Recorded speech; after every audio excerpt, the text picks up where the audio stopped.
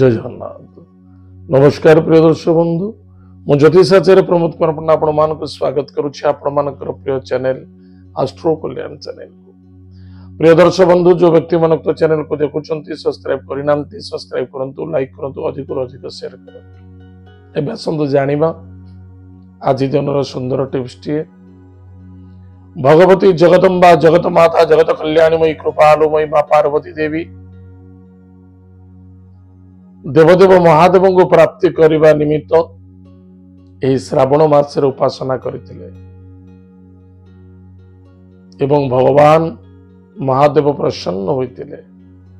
प्रिय दर्शक बंधु मन रखिथांतु, जो पिला माने जो गेलु झियो माने विवाह पाए बाधक आसुची, कष्ट आसुची, विवाहर बारंबार भांगुची हेई पारु नाही एवं मोर मनोनीत बरटी प्राप्ति हो पारु नाही, ता निश्चित रूप से श्रावण मासरे शुद्धबुद्ध होई मासटी काटंतु।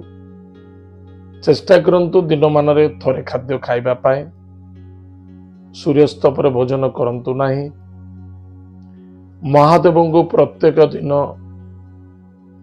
जलदान करंतु, गंगा जलदान करंतु, सुगंधी द्रव्य पुष्प दान करंतु, अतर अगरु दान करंतु, बेलपत्र रे मनोकामना को चिंतन करी बेलपत्र प्रदान करंतु। ओम नमः शिवाय। शास्त्र लेखाई सेवा कर पुण्य भक्ति बळे किबा असाध्य मोहितले जदि मो पाखे भक्ति अच्छी, श्रद्धा अच्छी, आदर अच्छी, प्रेम अच्छी, भगवान निश्चित शुणवे। से सकाशे भगवान को डाकिबा पूर्व निजको भगवान हवा को पड़ी था। आपण देखुथिबे कौन सी कर्म क्षेत्र रे कर्मकांड ब्राह्मण देवता माने करंती, जेकोसी देवादेवी पूजा करने पूर्व कौन करंती, निजर अंग को पूजा करंती। आसन शुद्धि ठारू अंग शुद्धि पर्यंत देवता मान को अंगरे बसई थांती।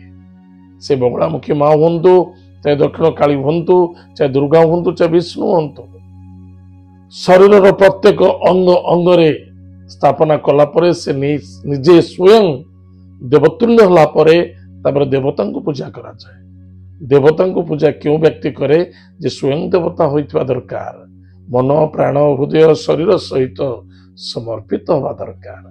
ताहले आज एपिसोड आम जानिले कौन जानिले, विवाहर बाधक दूर करने, विवाह निश्चित सफलता प्राप्ति करने निश्चित रूप से आम सब महादेव को श्रावण मासरे सेवा करवा, मासटा संपूर्ण चेष्टा करवा प्रभु को सेवारे लगे, दिन मान थरे खाए भोजन करवा एवं क्या दुख दबानी, कष्ट दबानी, पशुबद्ध करवा नहीं, निशाद्रव्य सेवन करवा नहीं। एक प्राण, एक चित्त, एक भावना, एक मनरे भगवान महादेव को मासक में समर्पित हुंतु, सफलता मिल।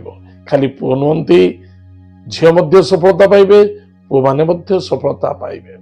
ताहले प्रदर्शक बंधु ये एपिसोड को अधिक रु अधिक लोक को शेयर करंतु, जहां पर समस्त मंगलमय हो। जय जगन्नाथ। नमस्कार।